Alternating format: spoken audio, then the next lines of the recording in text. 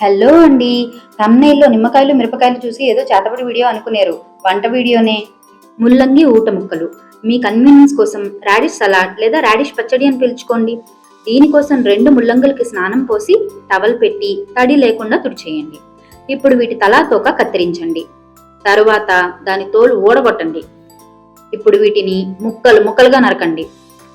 రాడిష్ని పచ్చిగా తినాలి అంటే దాని ఘాటు తట్టుకోవడం కష్టం, గొంతు మంట పుడుతుంది. సో మాక్సిమం దాంతో ఏం చేస్తాం, సాంబార్ పెడతాం లేదా పచ్చడి చేస్తాం. అలా కాకుండా ఓసారి ఇలా ట్రై చేసి చూడండి. ఇప్పుడు బండి చక్రాల్లా నరికిన ఈ ముక్కల్ని ఒక గిన్నెలోకి తీసుకోండి.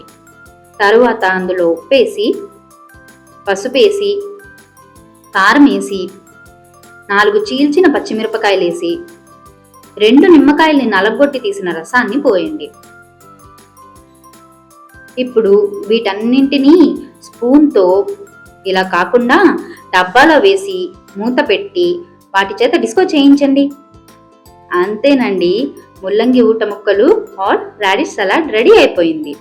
కంగారు పడి వెంటనే నమలేకుండా ఒక 4 గంటలు ఆగి నమలండి. ఇది రోజుకొకసారి కలుపుతూ ఉంటే ఒక 4 నుంచి 5 రోజులు నిలవ ఉంటాయి. ఇది మేము మ్యాక్సిమం మజ్జిగన్నంలో లేదా చద్దన్నంలో తినేవాళ్ళం. ఉప్పు నిమ్మకాయ వేసాం కాబట్టి స్టీల్ డబ్బాలో పెట్టకండి. మా అమ్మ అయితే ఇలా పింగాణి జార్లో స్టోర్ చేసేది. మీరు ప్లాస్టిక్లో కూడా ఉంచుకోండి కావాలంటే. మరి ఈ వీడియో కనుక మీకు నచ్చితే ఒక లైక్ వేసుకోండి. మరిన్ని వీడియోస్ కోసం సబ్స్క్రైబ్.